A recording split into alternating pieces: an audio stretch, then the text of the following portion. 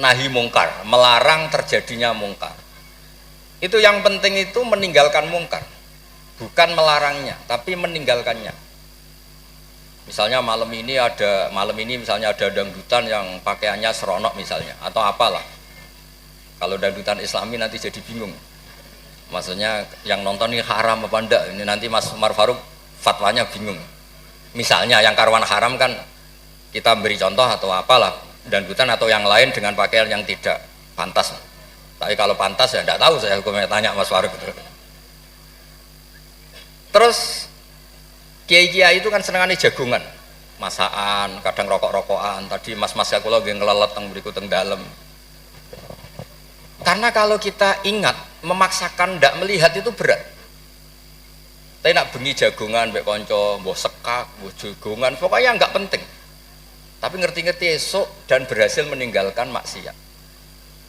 Sehingga kenapa kiai-kiai itu suka jagongan, suka guyon semalaman. Saya sering ditanya orang-orang Islam kota, kenapa sih Gus Kiai NU itu senani jagongan, masakan semalaman?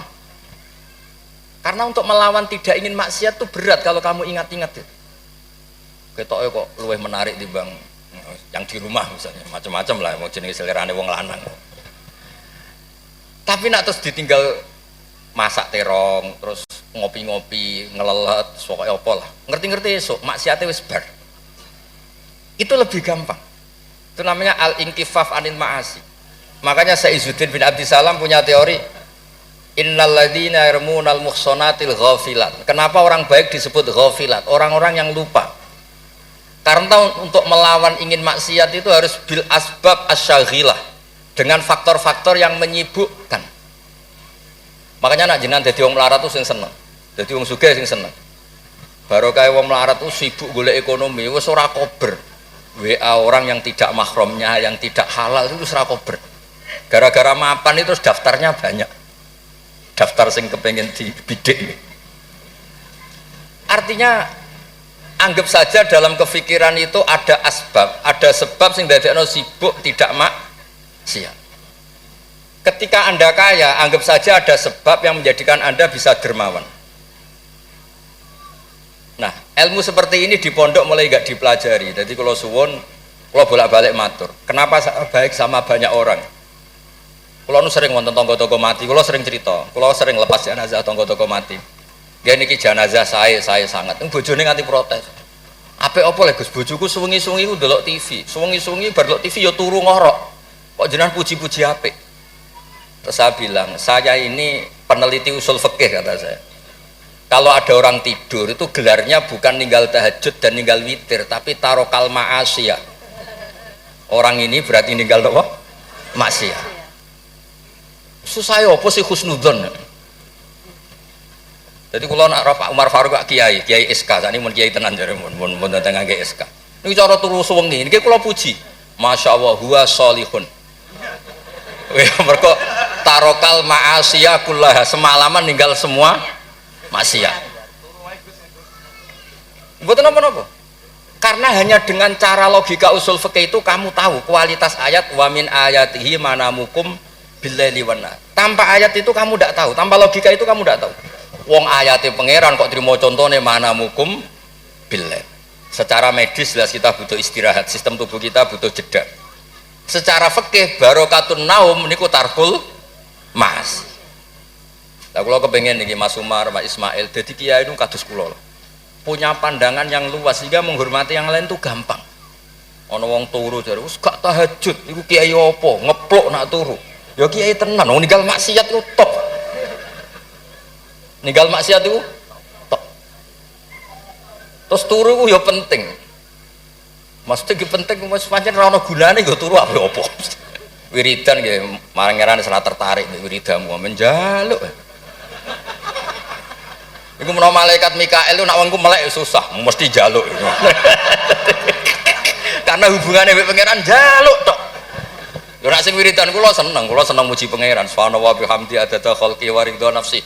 Kula nu jarang njaluk pangeran. Wong kula umpama kerja setengah menit, njaluk gaji ku isin.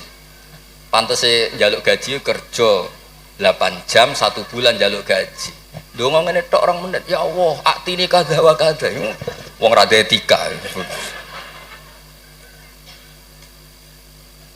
Terus buatan maksud kula, kalau kita pakai ilmu itu semuanya menjadi mudah. Ya, kalau pakai ilmu itu semuanya menjadi apa? Mudah. Dulu para nabi-nabi dulu itu cara pandang itu pakai keilmuan. Dan itu yang disebut qul falillahil hujjatul baligh. Kula nu punya sekian cerita tentang logika-logika yang dibangun ulama. Ya kayak tadi misalnya sujud. Sujud itu 7 anggota harus terlibat. Itu mesti sah. Tapi nyatanya Nabi pernah sungkeman yang pangeran hanya ngendikan sajadalaka wajhi walam yadhkur al yadan warubadan wal qadam. Terus kedua masalah murtad. Untuk menjadi murtad itu orang sujud ke selain Allah. Mosok saya murtad ngenteni 7 anggota tubuh. Sekedar watul jabhah ke selain Allah itu bisa berstatus apa? Murtad. Nah itu namanya fikih yang muhtamil. Tapi guru-guru kita meskipun bacaannya banyak tetap ngajari kita sujud yang tidak resiko. Gini ku pakai 7 apa? Anggota. Tapi jagani wong desa-desa sing mungkin lagi latihan Islam cara ibadah buatan apa sempurna. Di kula cerita logika-logika ya. Nabiullah Ibrahim alaihissalam, Nabi Musa, Nabi Isa. Niku kadang-kadang nyuwun sewu, saking senenge pangeran, niku pangeran yo diwarai. Tapi mboten krana nglamak mboten, nggih saking senenge. Tapi barokahnya itu lahir fikih-fikih yang sekarang diwarisi umat Rasulullah sallallahu alaihi wasallam. Bapak kula nu sering nak didik kula ngeten. Kancanan wong fasik ku haram. Wong mare katut nakal. Tapi nak diwalik, bina wong fasik iku apik. Iso bina nak kancanan. Itu pun mulai senam otak tak baleni malih. Sampean kancanan wong fasik itu enggak boleh. Nanti ketularan apa? Fasik. Tapi kalau bina orang fasik boleh enggak? Bina loh. Boleh kan? Bisa sunat, bisa wajib. Tapi kok iso bina nak kancanan. Meskipun agak berjudi sing katut sapa? Nah, sing katut apa sing soleh dadi fasik, apa sing fasik dadi soleh. Nah seperti itu muhtamilun, karena kita mau hukumi sunat jebule sing soleh dadi fasik, ngukumi haram ternyata banyak dari pertemanan ini sing fasik dadi soleh. Ada hal-hal yang kita tidak perlu ngambil keputusan karena ini nanti diuji di lapangan.